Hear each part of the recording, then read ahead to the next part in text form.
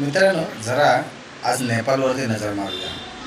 का झाली अशी नेपाळची परिस्थिती? कशामुळे झाली ही नेपाळची अशी परिस्थिती?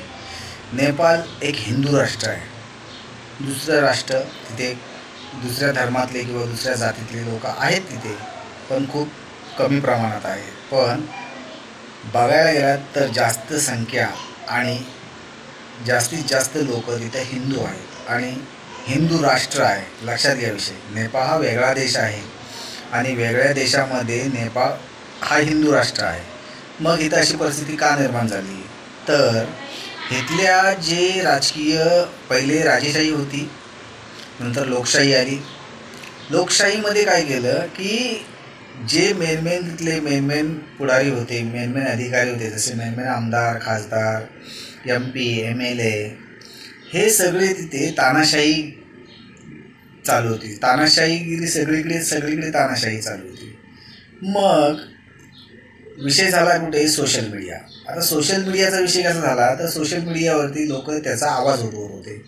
पण सोशल मीडियावरती पण आवाज उठवून लोक मेन मीडिया त्या मुद्द्यावरती काय हात घालत नव्हते.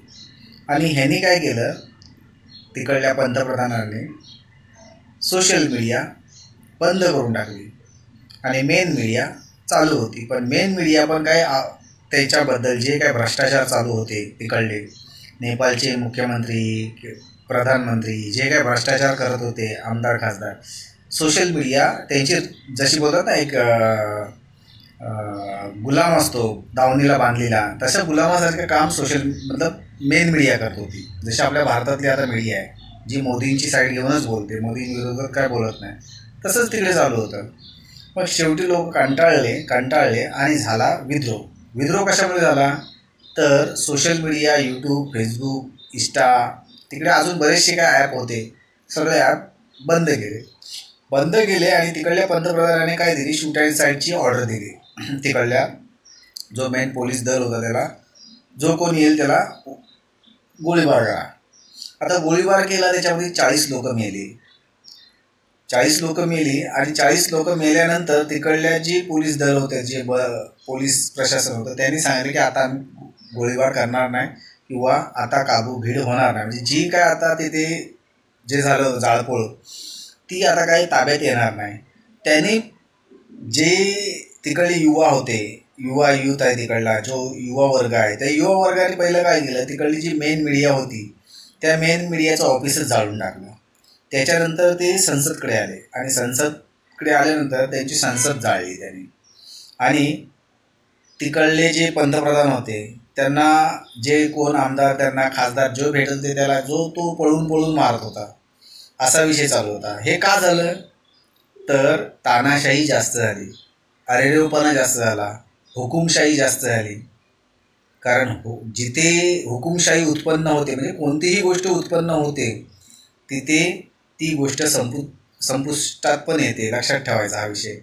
कारण आपल्या भारतात पण तेच चालू आहे. आणि आपल्या भारताचा राज्य विभाजन झालं होतं तेव्हा नेपाळच्या नंतर बांगलादेशमध्ये पण हीच परिस्थिती झाली होती.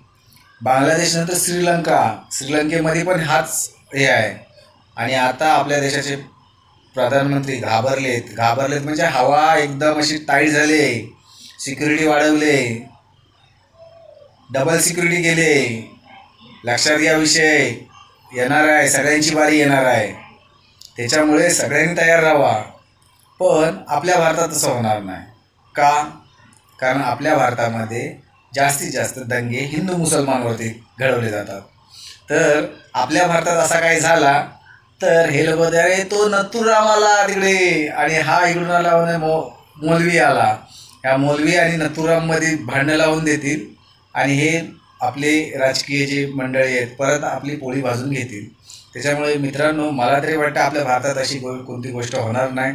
कारण आपल्या भारतातली मेन मीडिया आणि सोशल मीडिया दोन्ही पण आता झोपलेले आहेत. जे काय चाललंय ते राजकारण्यांचं चाललंय आणि तसंच चालू राहणार. कारण आपल्याकडे 2 जाती मेन आहेत ज्या भानगडी करणाऱ्या, हिंदू आणि मुसलमान. ह्या 2 जाती आणि 2 धर्म आहेत. ह्या 2 धर्मामध्ये वाद लावून दिले की सर्व प्रश्न सुटतात. इकडे जय श्रीराम का नारा लावायचा आणि इकडे अल्लाहू अकबर हे 2 नारे लावले की सगळे प्रश्न राजकारण्यांचे सुटून जातात आणि राजकारणी आपले सेफ होतात. त्याच्यामुळे भारतामध्ये असं काय होण्याची शक्यता निर्माण होईल असं काही वाटत नाही. पण तरी पण पंतप्रधान नरेंद्र मोदी घाबरलेले आहेत, कारण ह्यांची आता थोडीशी वेळ आलेली आहे. झोला उठा के चल दूंगा, तो झोला घेऊनच जाणार आहेत असं दिसत आहेत. कारण जी तानाशाही तिकडे नेपाळला ज्या मुख्य पंतप्रधानाने केली तीच तानाशाही आता इथे नरेंद्र मोदींची चालू आहे. आणि आता प्रत्येक वेळेला नरेंद्र मोदींचा खोटेपणा तो पकडला जातोय. सोशल मीडिया त्याला एक्सपोज करते, सोशल मीडिया दाखवते. मेन मीडिया जरी विकत घेतली असली त्यांनी तरी पण सोशल मीडियावरती प्रत्येक गोष्ट त्यांची दाखवली जाते, काय खोटेपणा आणि काय खरेपणा. तर मित्र बघत राहूया नेपाळचं काय होतंय. नेपाळ तर जळून अर्धा निमा खाक झालाय, 40 लोक मेलेत, खूप गंभीर गोष्ट आहे. तर मला तरी वाटतंय की ह्या विषयावरती सगळ्या आपल्या भारतातल्या लोकांनी विचार करायला पाहिजे आणि व्यवस्थितरित्या राहायला पाहिजे. कारण नेपाळमध्ये जे झालंय ते आपल्या भारतामध्ये होऊ नये. धन्यवाद मित्रांनो.